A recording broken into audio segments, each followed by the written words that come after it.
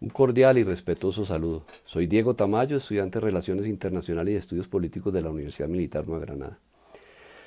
En el siguiente video haré una breve presentación referente a las organizaciones internacionales, desde sus orígenes, su creación y su definición en cuanto a organizaciones internacionales, organizaciones intergubernamentales y organizaciones no gubernamentales.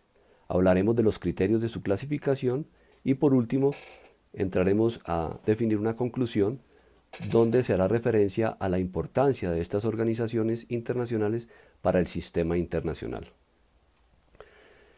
Mirando los orígenes de las organizaciones internacionales, se remontan hacia el siglo XIX, donde encontramos los primeros indicios de estas organizaciones internacionales con carácter de permanencia.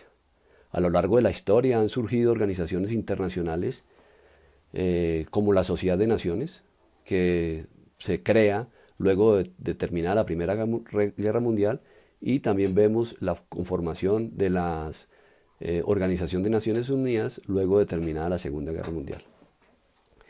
La creación de la Sociedad de Naciones después de la Primera Guerra Mundial, a lo largo de los años 1914 y 1918, los estados se ven o se dan cuenta mejor de la necesidad de crear una organización política internacional cuya finalidad estaría enfocada al mantenimiento de la paz entre sus estados miembros. Y lanzan una proposición, y esta proposición es recogida en el Tratado de Versalles y da el nacimiento, da el origen a lo que se denomina la Sociedad de Naciones. La primera organización de fines generales dirigida al mantenimiento de la paz y con una estructura a base de una asamblea formada por representantes de todos los Estados miembros. Posterior a esto viene la creación de la Organización de las Naciones Unidas, y esta organización nace después de la Segunda Guerra Mundial, entre el año 1939 y 1945. Las naciones que estaban en lucha contra esas potencias fascistas, el 1 de enero de 1942 suscriben la declaración, o lo que se denomina de la Declaración de las Naciones, donde se comprometen a una lucha común contra las fuerzas salvajes y brutales que trataban de subyugar el mundo en esa época. Dentro de las principales líneas de esta organización se plasmaron en la conferencia de San Francisco, que es una conferencia que va entre el 25 de abril y el 26 de junio de 1945. Y ahí en esta conferencia dan vida a la organización de las Naciones Unidas. Ahora bien, entramos a definir lo que es una organización internacional. Para esto traigo dos definiciones. En la primera podemos definir la organización internacional como todo grupo o asociación que se extiende mucho más allá de las fronteras de un Estado y que adoptan una estructura orgánica permanente. Hay otra definición para lo que es la organización internacional y que es toda asociación conformada normalmente por sujetos de derecho internacional público y que se encuentran reguladas por un conjunto de normas propias, con miembros, alcance y con una presencia internacional y sobre todo con unos fines comunes. Dentro de las definiciones también hablamos de la definición de lo que es una organización intergubernamental. Y vemos que estas organizaciones son las que nacen de tratados internacionales y que reúnen a los estados en torno a asuntos de interés que tengan en común. Estas organizaciones dependen estrictamente de los estados partes. Hay unos ejemplos conocidos de estos organismos internagumentales, como son el caso de la Corte Penal Internacional, de la Unión Europea, de la UNICEF, de la FAO y de la OEA. Son ejemplos claros de lo que es una organización o un organismo intergubernamental. Los estados forman parte de estas organizaciones mediante tratados que se sujetan al derecho internacional público. ¿Qué es una organización no gubernamental? Traemos también dos definiciones. Una es la definición que nos plantea Marcel Merle, y él la define como todo grupo, asociación o movimiento constituido de forma duradera y esta organización tiene o pertenece mejor a diferentes países y tiene como finalidad de alcanzar objetivos no lucrativos. Hay otra definición que encontramos que es de organizaciones no gubernamentales, que son las que no son parte de la esfera gubernamental, ni su fin fundamental es el lucro. Por lo general son conformadas y se encuentran a cargo de ciudadanos del común que comparten una visión y una misión común. Ahora, dentro de los criterios de clasificación de las organizaciones internacionales, presentan grandes complejidades para la clasificación. Y esto debido a la variedad de estas organizaciones, su estructura, su variedad y por ser unas organizaciones de carácter asociativo en estado permanente de evolución.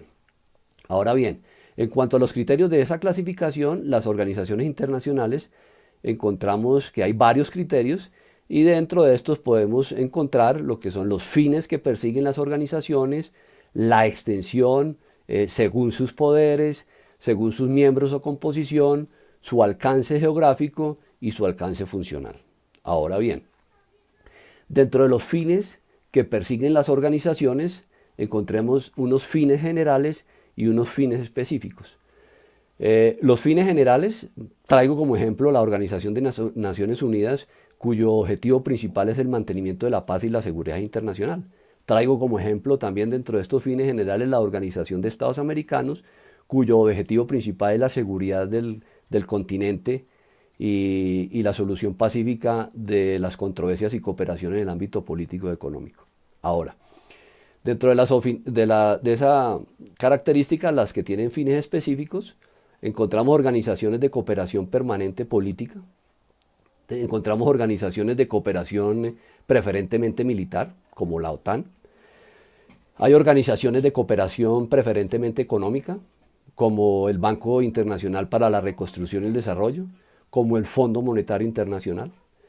También encontramos organizaciones de cooperación social, cultural y humanitaria, y que esta clasificación está la OIT, por ejemplo, está la UNESCO. También hay organizaciones de cooperación técnica, y aquí encontramos o buscan mejor estas organizaciones la cooperación de los estados.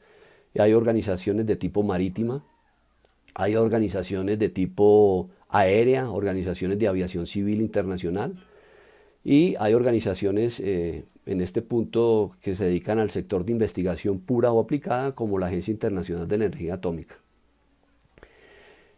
Como segundo parámetro de clasificación encontramos por su extensión y son organizaciones de ámbito universal o regional.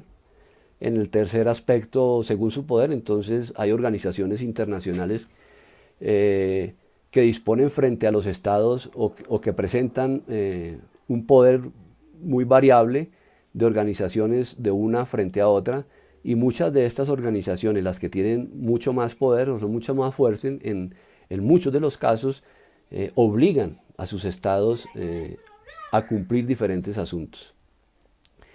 Dentro de los miembros y su composición, entonces encontramos dentro de este criterio de clasificación se encuentran las organizaciones intergubernamentales y las organizaciones no gubernamentales. Traemos como ejemplo de las organizaciones intergubernamentales, por ejemplo, Naciones Unidas, el Banco Mundial, la Organización del Atlántico Norte, la OTAN. Dentro de las organizaciones no gubernamentales traigo como ejemplo la Cruz Roja Internacional, por ejemplo.